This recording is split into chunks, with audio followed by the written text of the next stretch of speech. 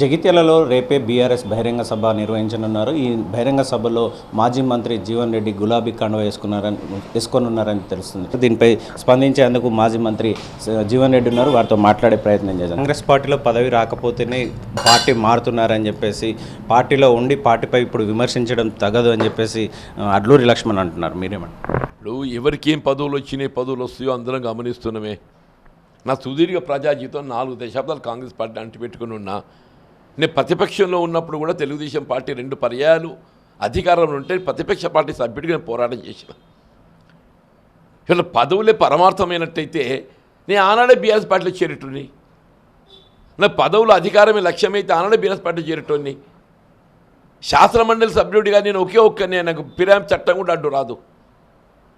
నా ఫిరాయింపు చట్టం కూడా అడ్డు రాదు.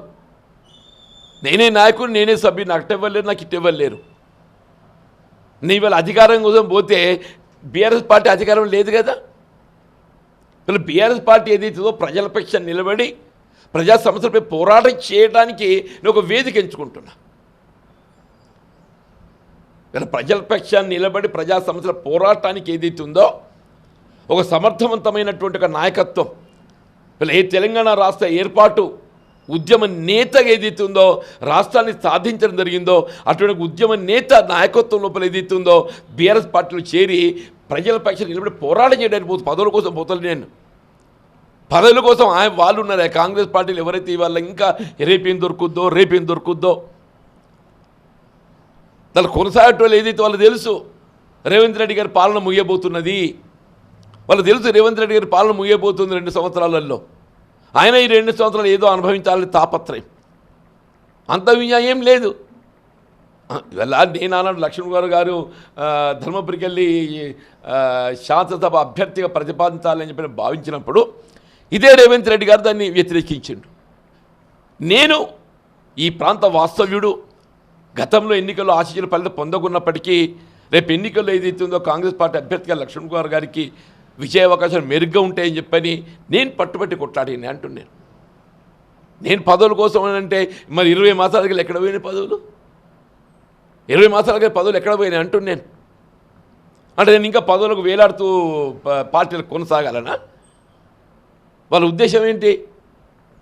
పార్టీ రాలేదని అంటే ఓపిక పట్టున్నా, పదవి వస్తుంది ఇక తొందరగా పడుతున్నావు. రేవంత్ రెడ్డి ఇంకో 2 ఏళ్ళు ఉండేది ఉన్నది. ఓ 2 ఏళ్ళు ఓపిక పడితే ఆయన దిగిపోయి లోపల ఏమైనా దొరకకపోతావు నీకు? నాకు అటువంటి ఆశ లేదు అని చెప్పండి. అన్నీ చూసింది ఆయన. హ్యావ్ సీన్ ఒక ముఖ్యమంత్రి పదవి తప్ప అన్నీ చూసినాయా. ఉమ్మడి రాష్ట్రంలో మంత్రిగా చేసింది నేను. మరి ప్రజాసేవకు పదవి అనేది ఒక అవకాశం. డెఫినెట్లీ పదవి అనేది అవుతుందో ఒక అవకాశం.